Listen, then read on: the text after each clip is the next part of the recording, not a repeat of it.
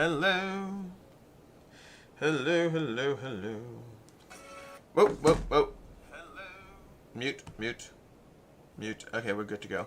Good morning, everyone! How are you? I feel like it's been way too long, and I say I feel because it has been way too long. This is substantiated. This isn't feelings. This is a matters of fact because of the fact that I can check that the last live stream was over a month. That's not true.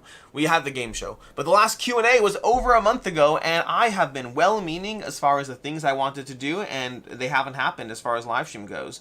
But let me go ahead and pop this out over here. Jacob Justice, 9 a.m. Alex has stuff to do today. You are not wrong. I was debating trying to put this at the regular 1 p.m. slot. The problem is I'm hoping to be on the road to Charcon by 1 p.m. So I was like, you know what? Why don't I not add stress to my life and I'll just do a 9. You say 9 a.m.? 10 a.m. Are you in Central Time? It's 10 a.m. over here. Anyways, but yeah, I decided to go ahead. It is 10 a.m., right? Yeah, I'm right about that. Okay, good, good, good, good. Anyways, morning, friends. I'm excited to spend some time chatting with you. Sreb me, I have missed you. Also, I lied. Vantage review was not going up today. I bumped things around because I decided to do the live stream. Something had to be bumped, and so Vantage is on Saturday instead. So there'll be a review for Vantage on Saturday. Today's going to be Battleforged Berserker, which technically went up for like 2 minutes on Tuesday, but that was a mistake because I forgot to... I scheduled things and I forgot to adjust the schedule when I changed my plans. Battleforged Berserker goes up today, as well as Emberleaf. Why did I make that change? Because, well, that's I mean, I make changes all the time. Danny Gable, hey, hey, hey. We have Brian, good morning. Brian, good morning, everyone. Early morning stream, I'm in a meeting, but I have to be here too. Brian, the meeting is not important. Let's be honest, most meetings don't need to happen. They happen because it makes people feel better, it makes people feel that progress is being made. Most meetings don't need to happen. We have Sreb, glad you have your priorities right. That's because most meetings don't need to happen. Brian, corporate meetings are always 90% fluff, 100% agreed. The problem is you don't know which 10% is going to be the real stuff. So again, one of my favorite lines is when COVID happened, I remember seeing a line of, I guess we're about to find which of those meetings really needed to happen. That's a true statement. That's a true statement because we did find out which meetings need to happen. But we're kind of in post-COVID, 90% post-COVID world. And, well, we're definitely in a post-COVID world, just the world is permanently changed. But we are back to having useless meetings. Danny Gable, beautiful morning here in Ohio. I wouldn't know yet, but when I step outside, I'll let you know if I agree with you. You kids and your crazy get-rich-quick schemes. Who's getting rich quick with anything? What's happening here? I'm not built for that work thing. Oh, you mean work. You mean work is the crazy get-rich scheme. Chad, what is the last game you played? For me, the last game I played is, I played Tabu Sword and Sorcery. Is that the last game I played? Technically, I played... No, that is the last. That is the last. The last game I played was Tabu Sword and Sorcery. Brian, Clear Obscure Expedition 33. That is cheating. If we're doing that, the last game I played is Hades 2. Okay, so that's the last game I played. Danny Gable, Heat, or do you mean board game? Nemesis, I am slacking. Point City. Point City is good. I like Link City. Link City I really enjoy. James Sullivan, good morning, everyone. Dylan, good morning. Morning, James. Where are we? G.I. Joe, the deck building game. Good morning, James. We need more intelligent thoughts on... Oh, no, I clicked on the wrong thing. We need more intelligent thoughts on the sell-off of Flat River Games assets. I assume you... Wait. Okay, so Flat River Games... I assume you mean Flat River Games selling off Compile to Synapses and also having 3 key people in the company leaving to start their own distribution company. I literally just talked about this. I filmed my weekend review right before doing this. You'll see I'm wearing the same shirt. That goes up Saturday, but as a spoiler to my thoughts there, it certainly seems like Flat River Group is trying to exit the board game space. Maybe not. Maybe they're just shrinking, but it certainly seems like they are not trying to stay in the board game space. They weren't originally in the board game space. They kind of entered the board game space, and they kind of said, hey, you know what? We don't like the margins here. That's me pretending on Flat River Group. They haven't officially said that, but I'm imagining they said, we don't like the margins in the board game space, and have been slowly trying to liquidate. That's what it seems like. This is conjecture and opinion, not fact. How is Dice Tyro East? When do we get a vlog? You get a vlog when I finish editing it, which is basically, okay, editing is, okay. What I need to do is I have all my stuff over here. I was hoping to do it this morning. I don't know if it'll happen or not. We'll see. We might get a whole bunch of things. I have so many things in here I need to edit. I still haven't done... I did a Vestige vlog that I never actually put up, and I realized that when I was going through my footage. I was like, I never actually finished that. So there might be some like random vlogs of things that happen or not. Depends how much footage I have. But over here on this camera, I just bought a new mic for the camera, which I'm excited about because honestly, I don't think I've liked the mic system that I've had until now. So thanks to Prime Day, I bought a new mic. I bought a clip-on thingy, so that way when I turn the camera this way or this way, it's still me talking the same way. Also, it's a two-parter, so like if I'm doing one of those things like with like a show haul with Meg, we can both have one, and it feeds together. So I'm excited. I'm excited for better vloggedy content. That said, I have a bunch of vlogs to get to. Dice Tower East was great. We'll cover that in a second. As far as the vlog, I need to go through the footage I have, then figure out what I need to film to fill in the blanks, because like I think there's some parts where I need to be like, and now we're doing this, or something like that, or even just a wrap up at the end. I didn't do that yet. So I'm going to see what I have, put it together, and see what else I need to film. That will hopefully happen next week. Almost certainly not happening today, because I'm going to be finished with this live stream at 11 a.m. my time or so. It's 10:11 right now, 10:12. I'll be finished at 11, and then I'm trying to be on the road by 12. So I have an hour, and I haven't packed yet or done anything else. So I don't think I'm doing the vlog today. That said, hopefully I'll be editing the vlog early next week. I might do a Charcon vlog. I don't know. I don't think it has the same level of viewer interest. Like, I think a Dice Tower East vlog, it will do better than a Charcon vlog. So that is one bias, but I'll see. I will probably do what I usually do. I'll start off doing a vlog, and if it happens to be fun, awesome. And if not, not. As far as how was Dice Tower East, it was great. It was very refreshing. Whenever, like, this past Saturday, I did that video of like, hey, I'm in the doldrums, so to speak. And I wasn't that down, but I was like, hey, I am feeling it. And it's true. Right before Dice Tower East, there were 2 days before Dice Tower East where I was like, I just want to be done. I want to like stop doing all the stuff. I don't actually want to stop, but like today in the moment, I want to stop. And like there was a moment of weight on me. And that happens here and there. It definitely happens. It happens a few times a year. I usually recognize it and adjust my behavior as much as I can. The tricky part is sometimes I'm like, I just need to power through for another week and then I can adjust my behavior. That's where you get into the scary, like, burnout could happen phase. For me, though, I love what I do too much. So I might feel the weight in the moment, but I don't think it changes what I want to do long term. But that said, as expected, I went to Dice Tower East, and everything's great again for right now. Like, I'm still under pressure. Until Gen Con's over, it's not going to be truly great again, because there's so much work while juggling multiple trips, but I am back to a level of management again. Like, I'm back, I'm refreshed, I did the Dice Tower East thing, I played fewer games than I needed to, honestly, and this is partially because of the feeling the pressure. I think I played probably around, like, maybe 15 games of Dice Tower East. Technically, I played, like, 15 games plus, like, 5 games of Sail Legacy, so maybe 20 or so. But last year I played like, I think 25, 30 games, so I played more last year. But this year I played less, and a big part of that is I had my Steam Deck with me. I was playing more video games. Also, we came a day late. This will be in the vlog, but basically last year, on the way back from Dice Tower East, we got bumped by Frontier because I hate them. That's why. I don't know if I ever fully went into the story, but the short version is the flight was delayed. And so we were sitting there, and I kept checking in because the flight was delayed. This is last year's story. And I kept checking in, but the whole area was very full. So I was like a few seats away. It was me, Meg, and AP were a few seats away, and we were checking in. I went to the person. He's like, yeah, we're going to announce it, whatever it is. And then like 15 minutes later, I go back, and they've boarded the plane. And the doors are shut. And I'm like, what happened? He's like, well, we boarded the plane. I'm like, but the flight is delayed. It says whatever. And like, well, we boarded. It's too late. And so the problem is because we weren't in line, we lost our right to really complain properly because we weren't trying to board when they said no. They closed the door, and then we showed up, and they're like, and the whole thing is they had intentionally screwed us, I believe, because they had overbooked the plane by like 15 people. Like, they said that they overbooked the plane, unfortunately, and that meant they weren't in a rush to try to announce and get people on board. But they usually do that whole like announcing, like, we're boarding. They didn't do any of that. Long story short, we got screwed last year.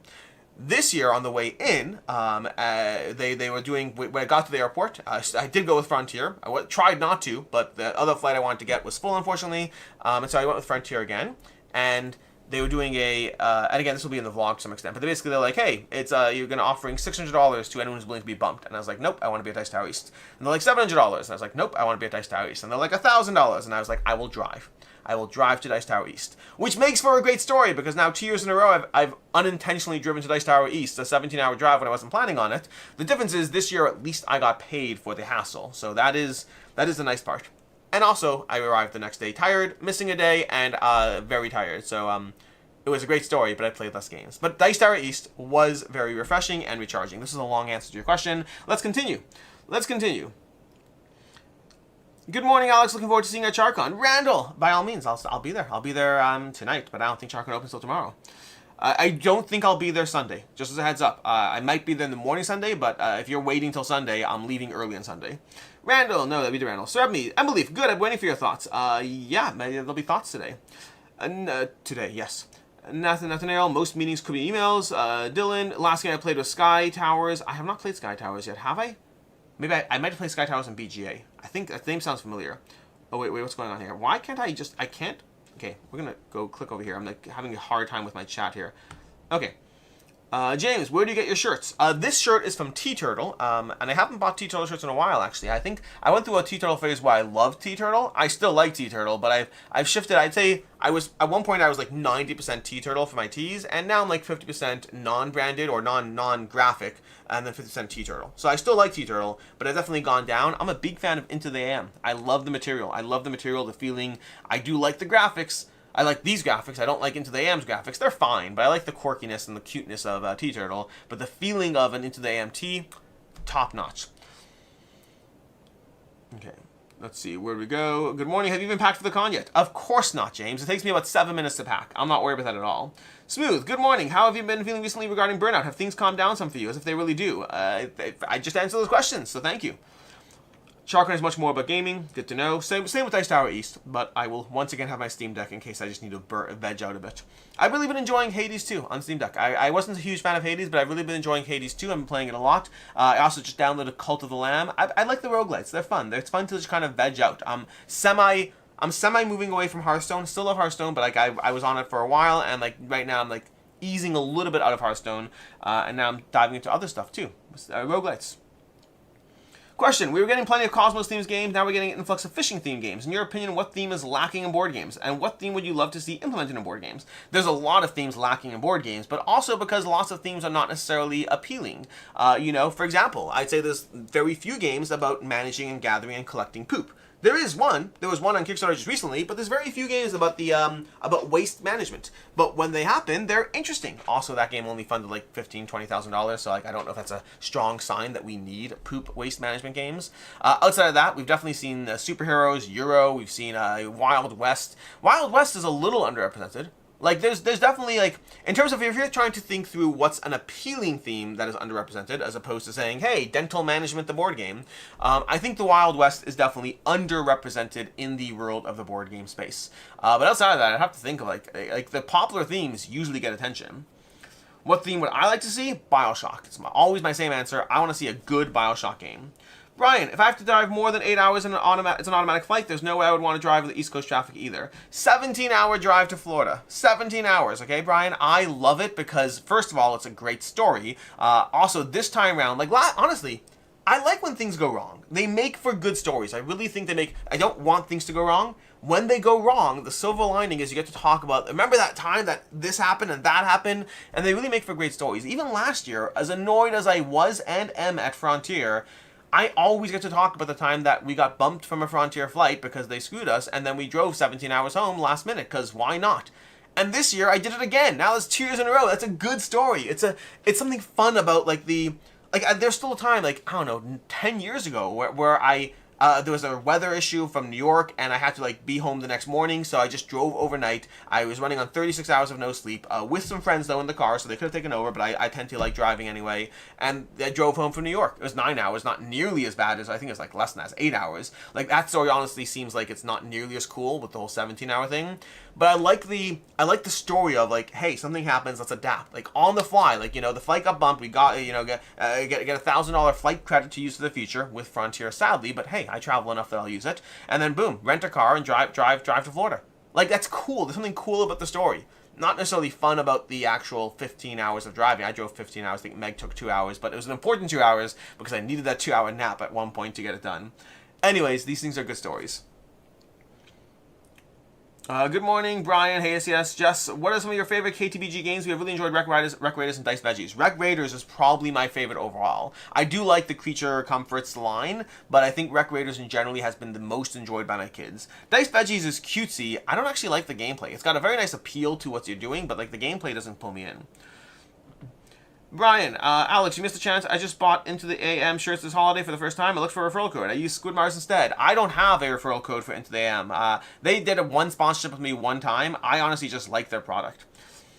Cult of the Lamb is awesome. I wouldn't know because I played for like 10 minutes. I downloaded it just to make sure it works so that I have it when like driving and all that. I played for a few minutes because sometimes I've been burned where I download a game onto my Steam Deck, then I get on the plane or wherever I don't have Wi-Fi, and it's like, you need to download this update to play. And I'm like, I hate you. I downloaded the game in advance. So now what I do is when I'm downloading a new game that I hope to be playing while traveling, I usually play it for like 2 minutes just to make sure it works. So far, I have murdered a bunch of cultists, and I have recruited one person in Cult of the Lamb. Nothing interesting has happened yet. I've learned how to slash and how to roll. Nothing interesting has happened. It's cute. It's adorable. But I'm not sold yet. I'm just intrigued. Don Rod, I'm excited for Realm of Reckoning and Blood Rage Valhalla. What are your thoughts about getting expansions for Rising Sun and Ankh? Well, I mean, I don't care about Rising Sun and Ankh significantly, but Blood Rage I'm excited for more stuff for. I don't get me wrong, Rising Sun and Ankh are great games, but I have to be selective about which are the best area control games that I go for, and I still own Ankh. I don't own Rising Sun. Blood Rage, I will get anything ever. You want to know how much I like Blood Rage? Tycoon Games is doing that stupid $1 pre-order thing for Blood Rage Valhalla, and I'm pretty sure I'm going to do it. I hate myself a little bit, but I hate them a little more. I don't hate them. I disapprove of the practice. Hey, IV Games did $1 pre-order, and I definitely don't hate them. But I disapprove of the practice regardless of who you are. But in the case of Blood Rage Valhalla, I am a sucker, and I will go for it. I hate myself a little bit for doing that. I hate myself more than them.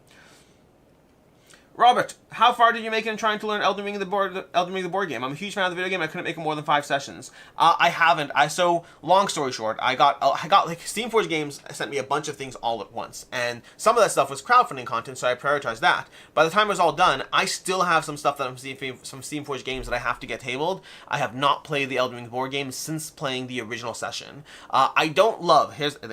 Between you and me, I liked Elden Ring when I played it way back when, but I didn't read rules. I demoed the game and I had to dive into it. The exploration phase was kind of weak, and the combat I really enjoyed.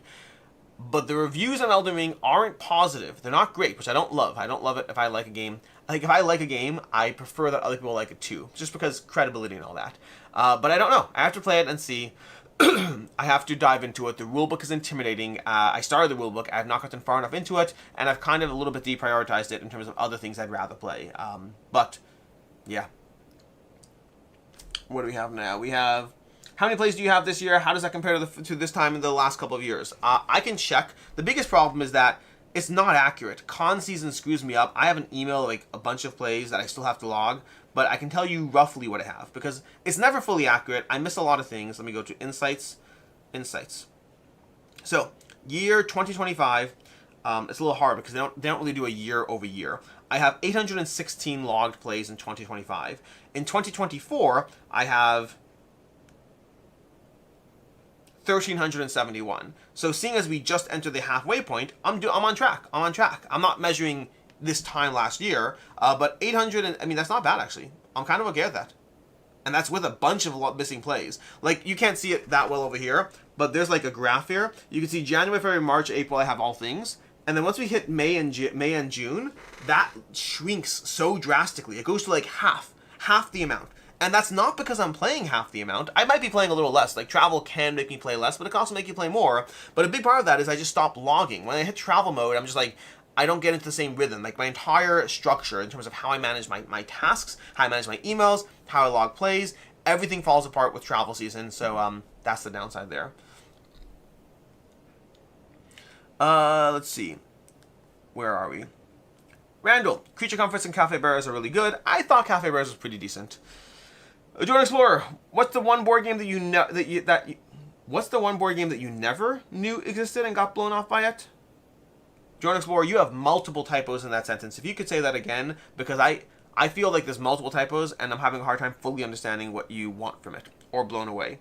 I think you're saying what was the one board game that you never knew it existed and got blown away by it. Rurik. Rurik is going to be that. Assuming that's the question, the answer is going to be Rurik. Rurik is not on my radar. Then I played it and it's one of my top 10 games. I think it's one of my top 10. Maybe it's 11. Maybe, but it's up there. Ryan, I would be interested in seeing Alex's convention stats compared to 3 years ago. It seems he is on the road far more often. My convention stats, like, you mean how often I'm at conventions or how often games are played at conventions? Like, which one? So right now, just for the context, I haven't done like a full track of all my conventions. I definitely have traveled more. Like, I travel more now than I did 3 years ago, almost certainly. But right now it's just a tough period. Like, right now I have like 5 times I'm traveling in 5 weeks. That's very atypical. I don't think that will ever happen again. I'm going to do my best to make sure it never happens again because it's too much. Frankly, it's too much. But in general, I do think that usually, this year I haven't tracked yet, but like last year and the year before, I traveled roughly once a month on average. But the problem is sometimes it would be like twice in a month, and then other times I'd have like 2-3 months without any travel. So it definitely can clump up around wherever. This year I'm traveling more, and a big part of it is GameFound in particular. GameFound has decided that it's worth being at conventions more. So places I wouldn't have gone in prior years, I'm going because GameFound's like, we'd like you to have a presence. And hey, if they're covering the bills, I get to go to a convention, and it's like a win-win. Like, they don't make me go, but if they think it's worth going and they're willing to pay for it, it's worth it to me to go. So I do travel more. I love the travel. It also is stressful. Like, I compare it to like a vacation with kids. It's fun, but it's work. I'm really interested in capybaras. Would that be good for an 8-year-old? In my opinion, yes. Ice Dammer. Hello, Alex. Well, hi, Ice Dammer. ACS, do you think Blood Rage Valhalla will have the Loki strategy still in it? I have no idea. I have no idea. It's such an interesting because the Loki strategy or the Loki strategy being dominating are also very different questions. I would hope that it doesn't have the Loki strategy being dominating, but I don't know anything what the game's doing, so I can't answer that with any authority past, any authority at all. Will you have videos with recommendations for Gen Con? Yes, I will. I actually put together notes on, I'm going to be doing 3 different videos. I'm going to be doing a video of 10, well, it might be 15. Let's say 15 small box games to get at Gen Con, 15 games I know and like and recommend, and 15 games that I am personally interested in. Every year I break it up differently. Like sometimes I've done like games you can demo versus games you can buy. This time it's going to be 15 small box games, 15 games I know and like and recommend, and 15 games I want to know more about. Technically the 15 small box games are also games I know and like and recommend. So there's 2 recommendations videos for big box games, for small box games, and then what I personally don't know anything about and I want to find out more. Those will all be going up since Gen Con's in the next few weeks. I was hoping to have them filmed already. It might be like, we'll see, because I'm not entirely sure I'm doing a crowdfunding video, so we'll see what happens there. But if there's not a 2-back or not to back on Monday, then we'll probably have a Gen Con video. Otherwise, I'll just fit it in schedule other points. But we're going to do like 1 a week leading up to Gen Con, so we're going to have 3 Gen Con recommendation videos. Randall Atkins, if they can do Dice Veggies, they can handle it. Agreed. Creature Comforts may be too long. Town, are you as pumped up as me as the new Dawn of Madness content? I don't imagine I am. I enjoy Dawn of Madness, but it is a lot to play. Like, it's a lot. Like, in terms of the sheer amount of time. Like, I am constantly trying to figure out which games I can let go, and while Dawn of Madness is an enjoyable experience, it's too long for if it's too long for me. I don't get enough out of it, then I'm not going to play it. Did you try Ahoy New Horizons in UKGE? I haven't played the original Ahoy either. So no, I have not played Ahoy New Horizons or the original Ahoy. Hi Alex, do you think Eric Lang will release a Rising Sun 2.0? I imagine so, because here's the deal. Tycoon Games likes money, and that means there'll probably be more content for all those games. I imagine. I could be wrong. Like, at least Simon, to their credit, while they certainly tapped into things like Zombicide and Marvel United, in general, outside of their genres, they never reprinted something. So, like, we had Blood Rage Digital, but they really didn't really dive heavily into those game systems, which might have kept them better, honestly. Like, that's the problem with Bloat, because, like, you have things that you're like, oh my gosh, Blood Rage is the best game ever. When we have Blood Rage Farshore and Blood Rage Spirecrest, maybe we won't think Blood Rage is the best ever.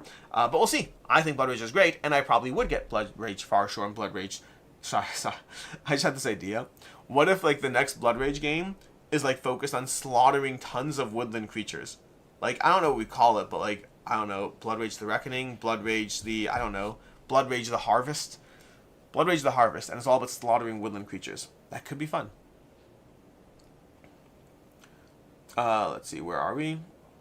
Thank you, Randall. I was interested in Maple Valley, but I have the feeling it would have been too long for him. Hey, Alex, have you tried Raising Chicago? Not yet, but I want to. USHE, are there any games you are embarrassed you like so much, either generally poorly rated or just hated by the community? No. There are things I am embarrassed about, but they're not games that I like so much. So what I mean by that is, if I love a game, and it's a 6.5, I'm just going to make up a number here, okay? Like Paris is like a 7.3, 7.2, something like that. It's okay. Aquatica is like, it's okay. But like, there are certain games, if I love a game, I don't care what the rest of the world loves. I don't care about that at all. I like a game. The thing that I do get embarrassed about is I do get embarrassed when I rate a game and I regret my rating because of a combination of 2 factors. The 2 factors usually are going to be if in hindsight I feel I didn't get enough time or in some way I should have been more mindful, and then it's also poorly received. So the regrets or embarrassment I have aren't around liking something and having others not like it. It's about liking something, having others not like it, and then questioning whether I was right in the way I approached that. And I think there's two times that are going to come to mind for me most evidently in my head, and some of it's embarrassment because of just credibility. Like, I don't like it when you can say, hey, by the way, there's that game you really seem to like and no one likes it. And sometimes I'll be like, I don't care, I like it. But if I don't have that certainty, that's when I feel embarrassed. So again, the two times that come to mind, there might be, no, three. There's 3 times that come to mind, okay? 3 times that come to mind where I regret a rating I gave. And it does, well, one of them is less, okay, 3 times. Okay, let's go through the 3 times. Time number 1 is going to be, what's it called? Where is it? Lords of Ragnarok. Lords of Ragnarok over here. So for context, first of all, Lords of Ragnarok, I reviewed and rated this game before I ever knew that I was going to be working for GameFound. I remember because I say that because somebody was like, that's why you like Lords of Ragnarok so much. I was like, no, they hadn't talked to me at all. I covered Lords of Ragnarok before I ever knew that I was going to be working for GameFound, which does not own by, which has a, okay, there's shared ownership of Awakened Realms and GameFound. But yeah, so that was before GameFound. But that said, I gave it a 5 out of 5, which I kind of regret. And a big part of it was I loved Lords of Hellas and I like Lords of Ragnarok more. But I also had complaints, and there were complaints that I said I hope they'll be addressed. And people were like, well, how could you give it a 5 out of 5 if you hope these complaints are addressed? And I think that's fair criticism. And in hindsight, I think I should have given it a, something I did with, I did it later with Tamashii, I gave it a 4+. Like, I was like, hey, I've done it with a few games, so I'm like, hey, or Cyberpunk. I did this with Cyberpunk. Cyberpunk to me, Cyberpunk from Go On Board, instinctively is a 5 out of 5. But I recognized that I didn't see enough of the game, and so like I said, like, hey, I think it's at least a 4, and I'll wait and see until I get to play it more. I should have done something like that with Lords of Ragnarok. And so again, it's a combination of criticism and then me feeling like, you know what, my review was a little too gung-ho enthusiastic around, I think these things will be addressed, but they might not be. And that's the number 1 time. The next time will be Destiny's. Destiny's is a little trickier because Destiny's is well liked in general, but I definitely think that I had a early game excitement about it, and the more I played it, the more it dipped. And that's fine. That does happen. Like, that's a part of the process. I think Destiny's is the one that I'm least embarrassed about from those 3, but it is one that I feel it should have gotten more plays before I gave it a 5 out of 5. And it's hard. It's always hard to say. Most of the time I don't regret my ratings. There are a few times I do. And then Elden Ring I regret because Elden Ring was a demo. I never read the rulebook, never had to read the rulebook. I got the rulebook and it's like 70 pages, and I haven't even tabled it because of that yet. And the Elden Ring, I did not give it 5 out of 5, to be very clear. That one I think I gave it a 4 out of 5, if I'm not mistaken. It was a tentative 4 out of 5. It's a first impressions 4 out of 5. And I was very clear in my video that it's based on a single session, and that single session, I thought the exploration was meh. Like, you can watch my Elden Ring video. This is all on the internet. But I thought that single session was meh. But I thought the combat was very good. And, like, that's all true, but, like, it's being really not well received, or mediocre. It's being mediocrely received, and the way I received it was definitely more positive, but that's partially because I got a guided session, didn't have to read the rulebook, and half of it, like, that's another one where I'm like, I don't know, maybe I was wrong with that one. And wrong is the wrong term. I know the experience I had, but I don't have that certainty where I'm like, I don't care if you don't like it, I like it, because I don't have that certainty. What I have is, I understand you don't like it. I got a guided demo and liked, the combat. So it's that kind of aspect. It's if I'm confident in my opinion, I don't care what people like. If I question whether I should have been as enthusiastic, again, I don't manufacture enthusiasm, but I can let enthusiasm get to me, if that makes sense. So that's where I can have a little bit of a semi-regrets around how I handle things. Randall, Maple Valley is a little short on lighting the creature comforts. Okay, so me. When you go to conventions for GameFound, do you have a staff at booth, or is it more connecting with creators? More connecting with creators. My favorite part of what I do for GameFound is connecting with creators. So there are times I'm at the booth, make no mistake, but like I don't usually sit down at the booth just waiting there.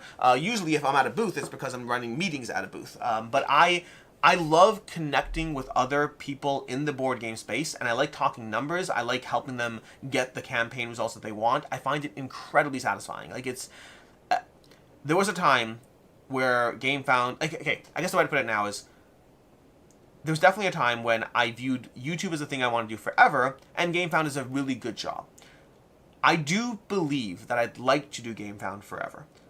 Meaning if money wasn't a factor, if I didn't need money, again, I always say the same thing. I would change how I approach GameFound. I would change how I approach YouTube if money wasn't a factor.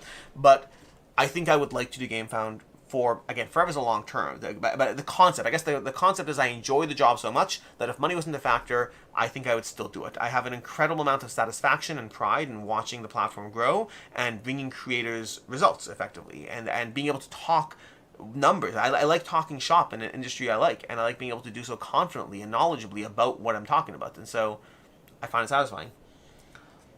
Ryan, we actually pulled 2 Loki cards out of the pool to ensure it wasn't dominating, just so we handle it since inexperienced players don't know how to combat it. Yeah, I always, when I'm bringing new players in, because Loki is completely able to be defeated, the downside is you have to have players working together. I've always said in Blood Rage, if you're playing Blood Rage, it is in your best interest to take at least 1 Loki card.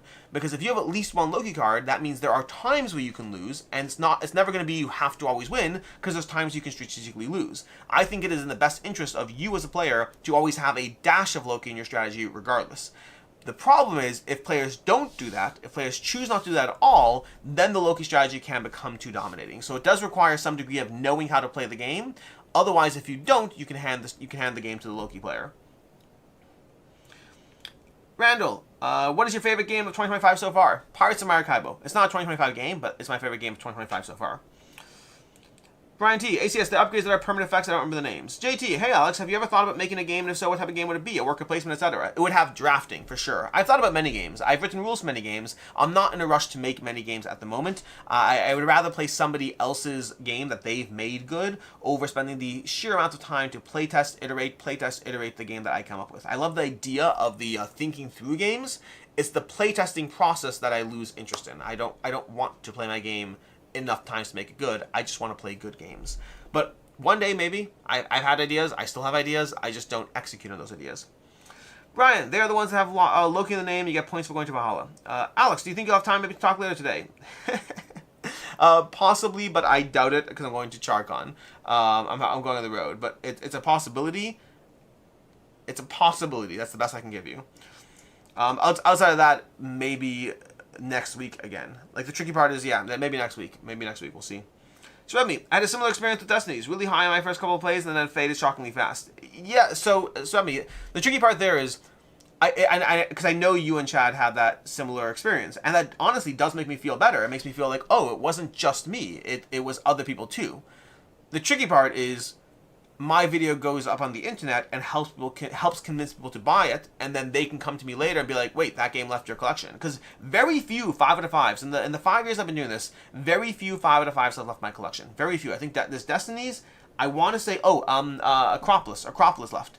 And Acropolis, I'm fine with that one, because that one I was very, very certain and specific in my video. I was like, hey, I really like it, but I'm concerned about the variability. I am concerned about the variability, and I've played Acropolis like 50 times, and I eventually got rid of it. That, to me, completely checks out. I'm totally fine with that.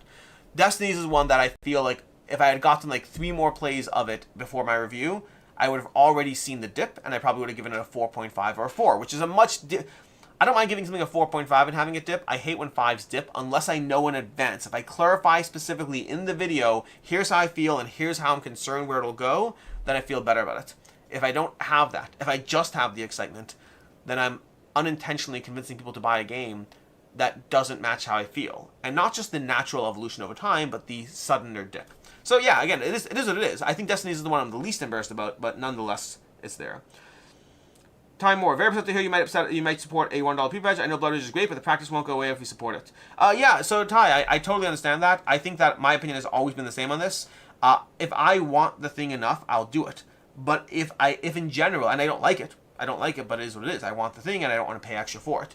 But for me personally, anything that I'm remotely on the fence about, I will walk away from. So to me, it is a disincentive, and I will strongly consider not backing a game that I might have been on the fence about. If I'm absolutely someone who wanted it, it is a different story. And that's tricky. I think the way I'd put it is I'm not willing to overly penalize myself for something that may or may not be a thing regardless. I am willing to take some degree of steps, but I'm not willing to take all the steps. Everyone has their price. LOL. Yes, that's true. That's true. I guess, like, if you're someone, like I'm just going to use Chick-fil-A as an example, okay? If you're someone who doesn't want to support Chick-fil-A because of any degrees, any opinions you have, or whatever it is, I think there's several ways to do it. There's, I don't buy Chick-fil-A, and there's, I only buy Chick-fil-A when I'm really, really hungry and I'm traveling, and it's the place that I just the only place I can practically eat. So there's different levels. There's full, I'm not saying you'll starve, I'm saying, like, if you're like, hey, the only option is Chick-fil-A and Taco Bell, and I hate Taco Bell, I try to generally avoid Chick-fil-A, everyone's going to have their lines of how they handle their moral stances. For me, it is a preference not to engage. It is an active, loudly criticizing creators who use it. Like, but then every once in a while, like, this might be the first dollar, this might be the first dollar pre-order that I'm supporting. I think it is. I think this is the first time I'm doing a dollar pre-order. We'll see. Jacob Justice, after watching a GameFound vs. Kickstarter video, why do you think that certain creators are choosing Kickstarter over GameFound? Jacob Justice, so many answers to that one. Also, how are we doing time? We got 20 minutes to go. So many answers. So first of all, not everyone knows that data. The amount of times I show people that data and they're like, oh, well, that's interesting. Meaning I have to be able to talk to somebody. I have to be able, like if somebody gets an email from me with data and all that, they might not click on anything because why would they? When I'm able to connect, I find that data has been very convincing. It hasn't made everyone choose GameFound, but when I've showed creators that, it makes them pause and think. Now that said, there are several reasons why somebody might not choose GameFound even once they see that data. The first is skepticism about the data. There's only so much I can do about that. I welcome people to look at that data and analyze the data how they want. I've had creators slice the data in different ways. They all come back with the same results, which GameFound is producing better results, but there still can be skepticism. I have someone in the comments saying, hey, it's 140 data points, it's not enough. 140 data points is a lot, it's not 1,000. So someone might look at that data. If you have a bias towards Kickstarter, you can easily look at that data and say, hey, that's not enough data. I still think it means something, but it's certainly, if you're biased towards Kickstarter, if you're biased towards believing, and again, bias doesn't mean right or wrong, but if you believe that Kickstarter is the better place to be, it's easy to dismiss the data without properly analyzing it. So that's number one. Number two is sometimes it's not about the data. For example, I know several creators who want Shopify tied into their pledge manager, and GameFound doesn't do that right now. I'm looking to see if GameFound can do that because I want GameFound to always have the best tools. But there are some pledge managers out there that connect to Shopify. So if you need that, if you need a feature and it's not about the funding, that could be a factor as well, for sure. Number three would be if you don't believe that your campaign fits into that data. So for example, I had a creator who was like, they're saying, oh, that's great for across the board, but I'm doing a Euro game. GameFound's not as well for Euro games. So first of all, I went through the data with them. We sliced it. The data was still good for Euro games. It wasn't as good. It dropped to I think 60% for GameFound instead of 90%. But it's still much better overall. But that said, if you believe that your game doesn't apply for any reason, and again, especially if you have that bias, then there's that uncertainty. Especially if you've been running your campaigns on Kickstarter this entire time, there's a degree of, hey, this is the place we can go where we know what to expect. And if it doesn't go well, it's not because we switch platforms, it's something else. Whereas if you switch platforms, there's always that inherent risk, and especially if you believe your game doesn't fit into the target audience, or whatever that is, whether it's because, whether it does or doesn't is not the question. If you believe it doesn't is the question. So it's easy to overlook that way. Those are the main reasons I can think of. So I'd say not knowing this data exists, skepticism of the data without properly looking through it, other features or reasons that are unrelated to funding totals, or believing your game doesn't fall into these parameters. Those would all be good, compelling reasons to not immediately use GameFound just because the data exists. Okay. Brian, Chick-fil-A is so good. I could really go for a spicy deluxe right now. Maybe some chicken strips with Chick-fil-A and sriracha sauce. I specifically use Chick-fil-A because Chick-fil-A has a reputation of being the thing that people hate, that they have a moral... Because, again, depending on who you are, some people have no issue eating at Chick-fil-A. Some people would rather not. And some people are upset that Chick-fil-A is closed on Sundays. Like, there's a level. There's a level when you're upset at your favorite place just being closed in general. That is certainly a level as well. Alright. Give me 1 second to refresh this.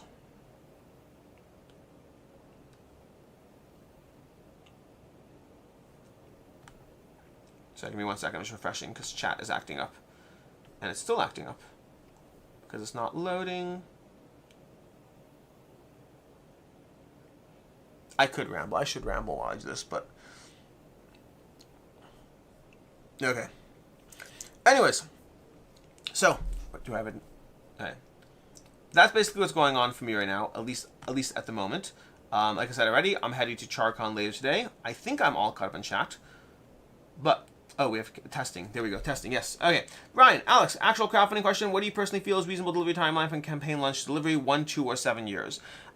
Honestly, the trickier answer is, one of the things I don't know well enough is manufacturing timelines. So to me, the answer is really, the ideal would be that you say and then do that. That would be the ideal. Practically speaking, we've seen that a year is doable, but often has delays that tend to bring it up to that 18 months or so. So I'd say 2 years would be the ideal timeline to predict and promise, while then hopefully delivering earlier. But the problem with that is if you say 2 years, it tends to be longer than 2 years, not shorter. So companies that have given longer timelines, being like, we're just trying to be honest with you, inevitably eat into that timelines for some reason or another. I don't know why that is, but if you give a long timeline, your campaign is usually coming later, not earlier. So I don't have an easy answer to it, but I'd say that in that year-long range tends to be what's normal. People have done it in less. Alternatively, you can take an approach that some companies have done, which is they try to focus on their product being closer and closer to being ready before they launch crowdfunding. We've seen a bunch of companies do this and then successfully being able to deliver products in 6 to 9 months as opposed to, a year and a half, 2 years. So realistically speaking, the ideal would be hitting your timelines regardless of what those timelines are. Practically speaking, I think it's very hard. I think it's human nature to a certain extent to take the time you have and manage to use that and a little bit more. What I mean by that is if you say a year, it's very reasonable that will hit 14 months. And if you say 2 years for the exact same project, it's also possible that you'll manage to hit 26 months. We often try, like for myself, when I'm working with creators, what I frequently tell them is, do not give me a game and say I'd like it as soon as possible. Don't do that. Like really, really don't do that. If you have a deadline, I need to know the deadline. And I'm going to tell you right now, you'll probably get it a week before the deadline or a day before the deadline, but you'll get it before the deadline. I don't miss deadlines. Very, very, very rarely have I missed deadlines. Across the thousands of games I've covered, I've missed maybe one deadline, like maybe 1 or 2, I don't know. Not a lot. Very, very infrequently. But it is very, very common for me to look at all the things on my dock and then be like, okay, well, these things are due right now, so I'll do those. And also, I have extra time, so I'm going to go ahead and play this game that I want to play and do this other thing that I want to do. And I kind of end up with most games being delivered right before they were due, if there's a due date. Some games don't have due dates, in which case I get to them when I get them. But it is human nature to work with that time, so that's the balance there. Chat, settle down, stop acting up. Who's acting up? Oh, you mean chat. No, yeah. So the thing wasn't refreshing, unfortunately. I wasn't able to drag it down. Brian, we see this in development. Give someone a year, they take a year. Give them 6 months, they deliver in 6 months. Some of it's deciding things faster rather than trying to get to the perfect solution. Yeah, that's definitely a part of it. For me, it's honestly just juggling priorities. Priorities are a big part of what I'm trying to manage on a regular basis.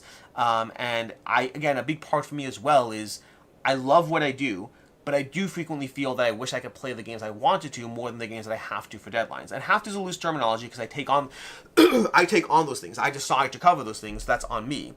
But it means that if I don't have a timeline, like right now, I have a bunch of games packed for Charcon. They're all fun stuff. Why? Because all the things I had to get done today got done today. Versus the Dice Tower East, I brought Sail Legacy with me because it wasn't done in time. So, and don't get me wrong, I enjoyed Sail Legacy, but it's still something I had to do as opposed to something I wanted to do. All the games currently in my Charcon pile are things that I want to do. Some of them are review copies, but they're not review copies of the timeline. They're just things I chose to pick and play right now. Alright. I think I am going to wrap this up early. Normally, I would just go for the full 11, but because I'm all caught up on questions, and because I'm traveling today, I think I'm going to go ahead and move to actually packing so that I'm ready to go.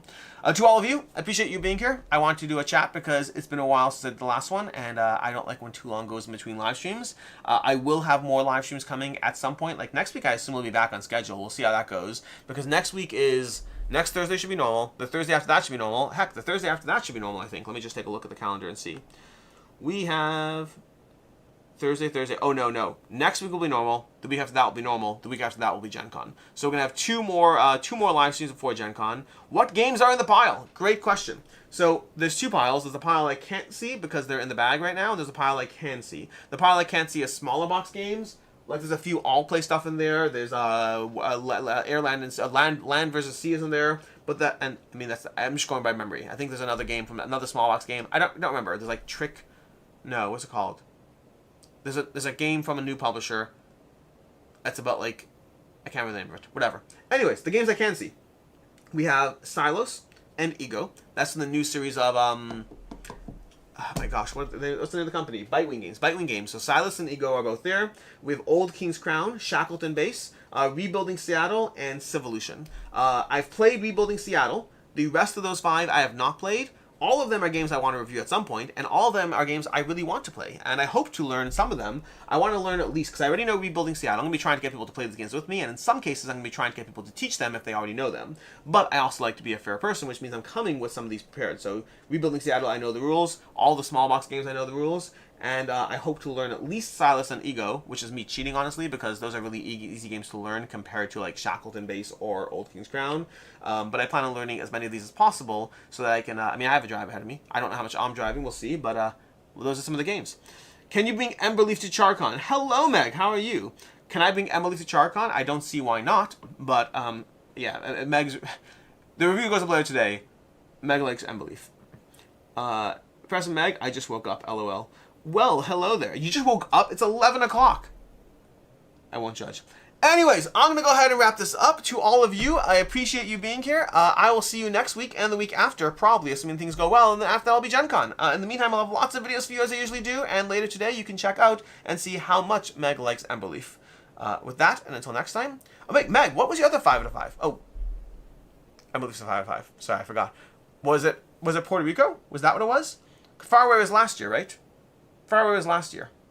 Anyways, I'm going to wrap it up. Until next time, I'm Alex Radcliffe from BoardGameCo. I appreciate all of you, and have a good one.